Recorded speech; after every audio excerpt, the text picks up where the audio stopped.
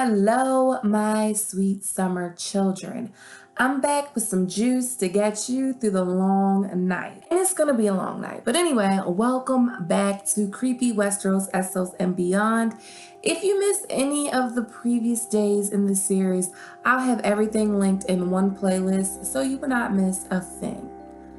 Oh, my sweet summer child, old Nan said quietly. What do you know of fear? Fear is for the winter, my little lord, when the snows fall 100 feet deep and the ice wind comes howling out of the north. Fear is for the long night, when the sun hides its face for years at a time and little children are born, live, and die all in darkness, while the direwolves grow gaunt and hungry and the White Walkers move through the woods. Now these were the days before the Andals came, and long before the women fled across the narrow sea from the cities of the Rhoyne. And the 100 kingdoms of those times were the kingdoms of the first men who had taken these lands from the children of the forest.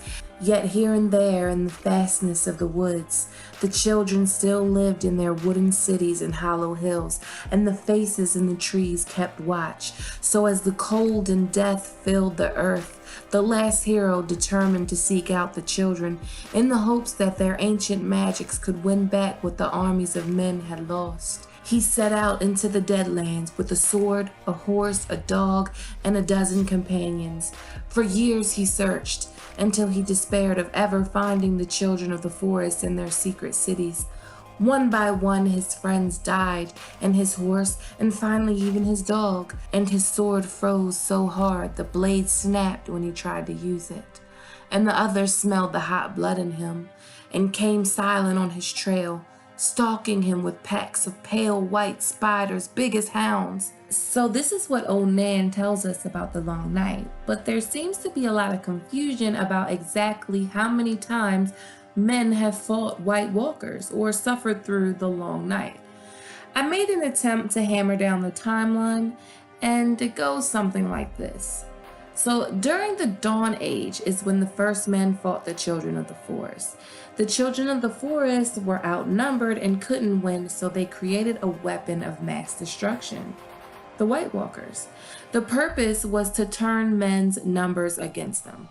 Every man that died was added to the army that would fight for the children of the forest. After hundreds of years of killing, the children knew that they couldn't win, and the first men didn't want to win, fearing what it would cost. So a pact was made, and the children and the first men fought side by side and ended the first long night. This long night was during the Dawn Age.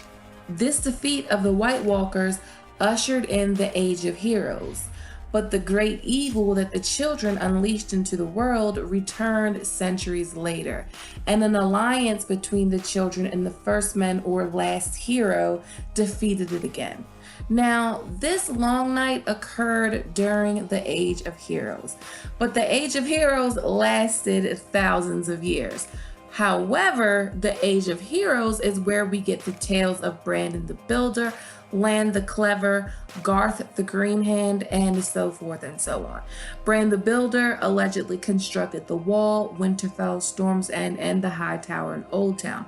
But moreover, it kind of begs the question of, when did he build the Wall? When did he build Winterfell? Was Winterfell and the Wall already constructed when the second long night occurred? I don't know. But there's something else that really stands out to me, and that is this. In the world of Ice and Fire, the rise of Valyria occurs almost directly after the second long night. The text reads as follows. As Westeros recovered from the long night, a new power was rising in Essos.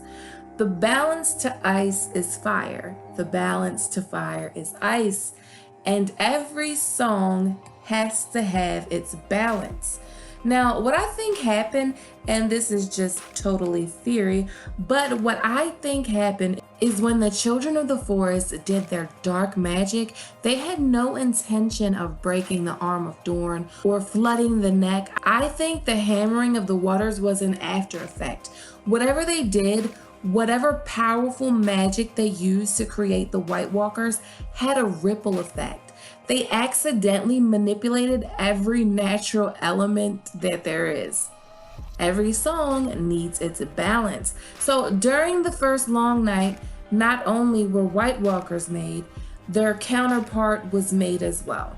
The sheep herder dragon tamers of Valyria. The Valyrians are very unnatural. We're just kind of normalized to them because they seem more human and they have actual speaking parts in our story. But do they really seem that much like human?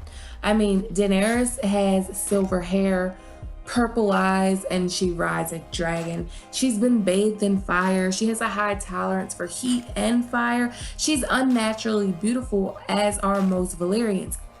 Then we look at the others, the White Walkers.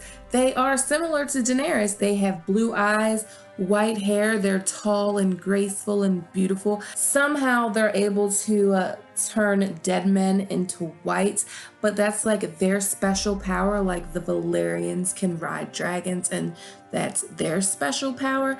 In the TV series, the White Walkers are hideous looking creatures, but in the books, and as George describes them, they are beautiful and dangerous, graceful. They are like fairies. They're not monsters. Think about it. Think about the legend of the Night Queen. A human man was attracted to this unnatural woman enough so to give her his soul. So it's not far-fetched to think the similarities the Valyrians have with the White Walkers are not coincidental and that they are each a result of the other. Think of Westeros as Valyria, the White Walkers as Valyrians with their dragons, and the people of Westeros as Valyrian slaves, and you might see the connection even more. The breaking of the Arm of Dorne, the flooding the waters of the Neck, dragons, Valyrians, all of this was due to the powerful magic the children used to create the White Walkers. All of this occurred during the Dawn Age. We didn't start hearing about dragons and Valyrians till after the Age of Heroes, after the second long night, but dragons were around before the rise of Valyria. The Valyrians were around before the rise of Valyria. We just saw them come to power right after the long night, but they were around, and I think they were around since the Dawn Age, since the White Walkers were created, and the Valyrians were created as a result of the White Walkers, like kind of a ripple effect. But if they could turn men's numbers against them? After hundreds of years and untold death and destruction, the wisest heads of the children and the first men finally prevailed. The children couldn't win this war, and the first men didn't want to win, fearing the cost of victory. Heroes and rulers on both sides met upon an isle in the God's Eye to form the pact. The children gave up all the lands of Westeros, save for the deep forests, and the first men swore that they would no longer cut down the weirwoods. Thus ended the Dawn Age and began the Age of Heroes. Yet after the dawn must come the night. The great evil that the children unleashed in the war returned centuries later, and only an alliance between the children and men defeated it. Now it comes again, when the children are a shadow of what they were. So the first long night was in the Dawn Age. The second long night would come centuries later during the Age of Heroes. So no one knows how the White Walkers were defeated both times. All that is truly known is that it was an alliance between the first men and the children of the forest. Now we're on the verge of the third long night. The evil has come again and Westeros must defeat it. I need y'all's opinion on this one because I've touched on the Valyrian White Walker connection before, but I'm starting to see more and more evidence that backs up my theory. I also find it strange that the last long nights lasted years and years and years, and this one that's upon us is supposed to be over over in a few episodes. As always, thanks for watching. Thanks to all of my supporters that support me on Patreon. If you made it to the end of this video, thank you so much. You are a true sweet summer child, and I just want to apologize for not uploading last week. I had the work week from hell, and we're back to our regularly scheduled program.